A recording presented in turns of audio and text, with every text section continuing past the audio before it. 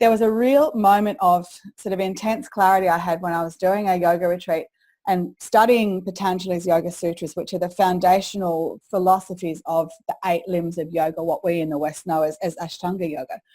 And I suddenly realized that the path to enlightenment, which is a very prescriptive path, it sets out there are 8 limbs that you follow in a somewhat linear way around sort of getting your mind right and your body right and your thought right, getting discipline in, understanding what the breathing is for in terms of settling you down and getting you to turn inwards and starting to really reflect on who you are and what that means. And with the ultimate goal being really that once you have a level of awareness that you dissolve into oneness, which for me is dissolving into that idea that I am not important, that what I'm here to do and the people I'm with are the things that's most important. And that's a very sort of in a nutshell version of that. But when I thought about that, I thought about the path to taking a startup to market or taking any business to market really, where you must have right mind, right speech, right body. You must have incredible discipline of thought to be able to actually push on through all the barriers.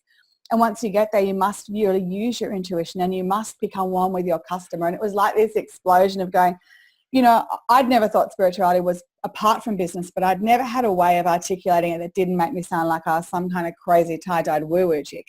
And then suddenly I was like, well, A, I've got to drop that whole identity anyway, and B, that the way for us to do really good business, and when I talk about business, I'm talking about business that is profitable, business that is sustainable, so that people who are doing it aren't panicking and in lack and worried about money and not able to meet the needs of their customers. But it is fundamentally, philosophically oriented towards being in service to others, the people we are called to serve. And whether that's serving them a vegan cupcake or whether that's serving them, you know, a audiobook company, it doesn't matter. It's like, how do we best give them those needs? So, but my general bigger thinking to bring us sort of back around to the question is that what we are missing is a sense of who we are and why we're here. And we feel that that purpose is often outside of us and it needs to be reflected in the things around us. And so my very strong message is that the first place to start is by turning in and is by really addressing who you are and not, you know, letting go of things, because I think that's another terrible sort of Western misnomer. But it's about integrating all the things that we are, all the experiences we've had in our life.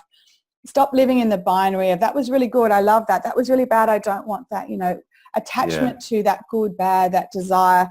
That's the stuff we really need to be able to integrate and just be able to find a way to being present to what is, to who we're talking to what we're delivering. That is one of the hardest things that anyone can do, myself included.